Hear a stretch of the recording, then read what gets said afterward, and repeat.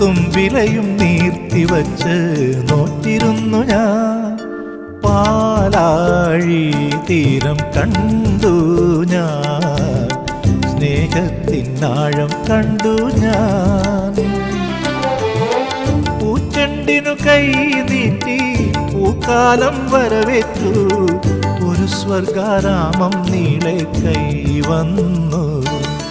പാലാഴി തീരം കണ്ടു ഞാൻ, സ്നേഹത്തിനാഴം കണ്ടു ഞാൻ.